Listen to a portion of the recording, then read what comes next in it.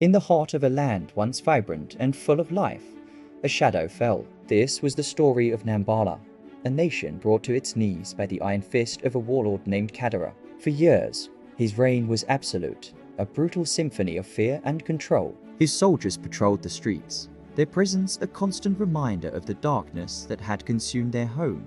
The men of Nambala had tried to fight back, taking up arms in a desperate struggle for freedom. But Kadara's forces were ruthless and well-equipped. The resistance was crushed, its leaders executed, and a heavy blanket of despair settled over the land. It seemed all hope was lost, but in the quiet corners of the marketplace, in the shared glances between mothers, sisters, and daughters, a different kind of power was stirring. It wasn't a power of weapons or brute force, but something far more resilient.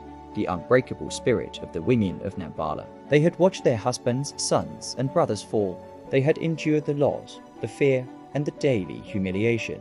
And they had decided enough was enough. The men had fought with fire, and were met with a greater fire. The women would choose a different path. They would fight with water patient, persistent, and powerful enough to wear down the hardest stone. The architect of this silent revolution was a market woman named Amara. She was no warrior, no politician. She was a mother who sold vegetables, her hands worn from work, her eyes holding a deep, quiet strength. Amara saw the despair around her and knew that another violent uprising would only lead to more bloodshed. She began to speak, not in grand speeches, but in hushed tones to the women she met every day.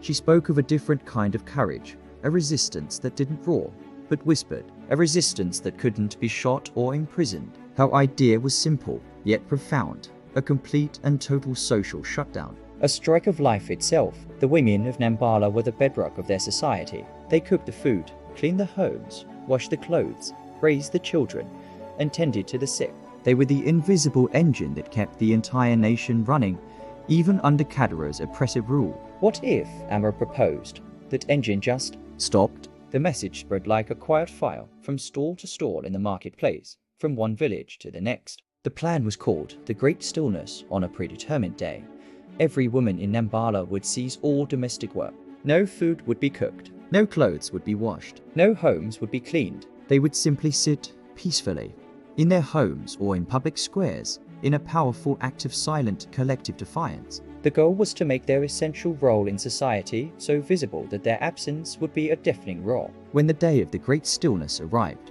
an eerie silence fell over Nambala.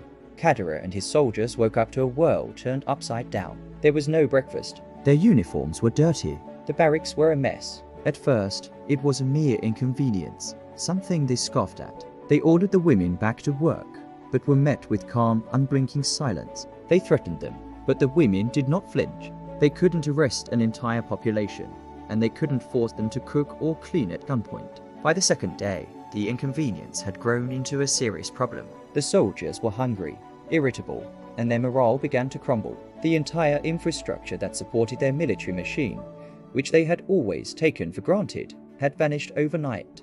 Without the women's labor, Kadara's army began to fall apart from the inside. His power wasn't just in his guns. It was built on the foundation of the society the women maintained, and that foundation had just been pulled out from under him. The silence of the women was louder than any battle cry. It was a testament to their unity and courage. They supported each other, sharing what little food they had stored and offering words of encouragement. The children, seeing their mother's resolve, stayed quiet and close. The Great Stillness was not just a strike. It was a profound statement of worth. On the third day, the situation reached a breaking point. Kadara's soldiers, disorganized and demoralized, began to desert their posts. Fights broke out amongst those who remained. The warlord, who once commanded absolute authority, now found himself powerless, isolated in his fortress, surrounded not by an army, but by a profound, unyielding silence. His control had been an illusion, propped up by the very people he oppressed. Without their cooperation, his reign was meaningless. Seeing his authority evaporate before his eyes, Kadara fled Nambala in the dead of night, a coward defeated not by swords, but by empty cooking pots and silent resolve. When the sun rose on the fourth day, the women of Nambala emerged from their homes. They began to sing, a song of freedom that echoed through the valleys. They had done it, without a single weapon, without shedding a single drop of blood. They had overthrown a tyrant and reclaimed their nation. The story of Nambala's women became a legend, a powerful reminder that true strength isn't always about who can fight the hardest, but about unity, courage, and the revolutionary power of peace. They rebuilt their nation not on the ashes of war, but on the foundation of their collective spirit. They showed the world that even in the darkest of times, the quietest voices, when joined together, can create the most powerful storm. Thanks so much for watching. If this story inspired you, please hit that like button and subscribe for more tales of incredible courage from around the world. We'll see you in the next one.